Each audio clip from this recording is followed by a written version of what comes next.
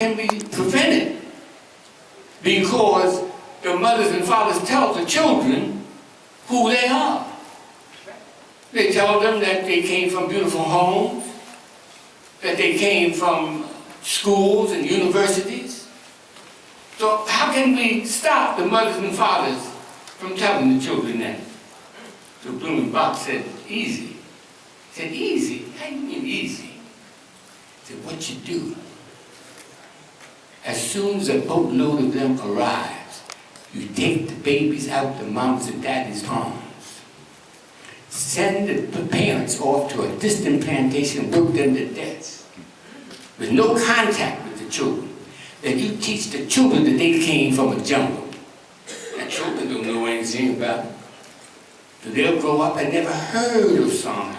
You are the descendants of those babies that were snatched out of your mama's and daddy's arms and raised to believe that you came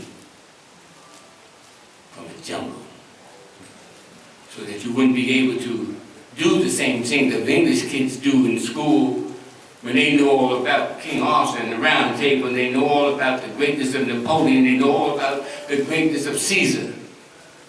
That's why they do well in school.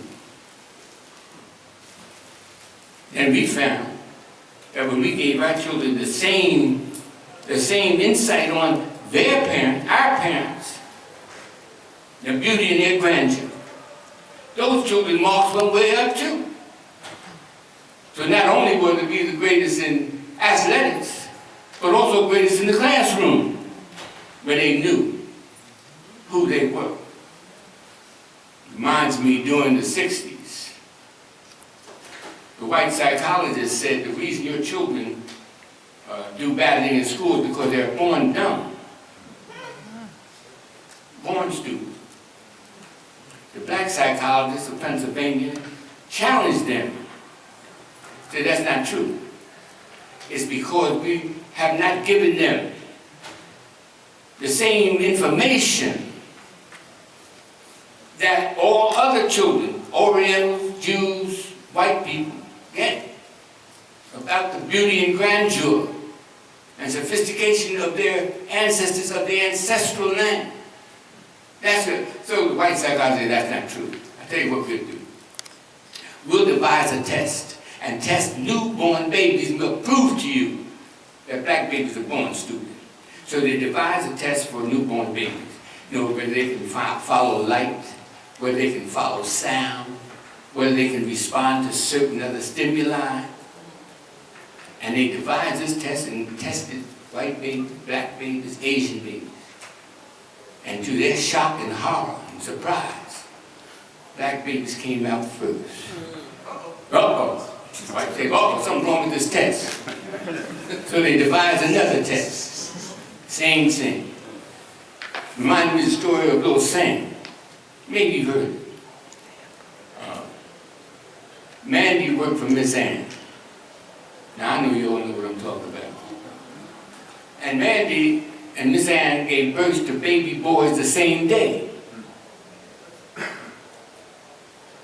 After 4 days, Mandy came back to work with little Sam under one arm and his bassinet under the other to wait on Miss Ann, who was still upstairs recovering from her terrible ordeal. And then she put little Sam in the corner of the kitchen in his bassinet and went on upstairs and took care of business.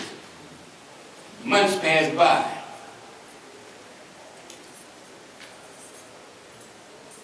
And she called downstairs and, Mandy, come upstairs quick. Mandy, come. Mandy left little Sam in the corner of the kitchen in his bassinet, went on upstairs. And there little Gregory Harrison, the servant, was saying, Dad. Mandy said, oh, that smart little boy. Oh, she swept him up into her ample bosom and said, oh, she was so smart. You little blue-eyed thing, you were just so smart. Saying Dad already. And gave the bundle of joy back to his mom. And went downstairs in the kitchen. And little Sam raised his head and said, Mama, what was that all about?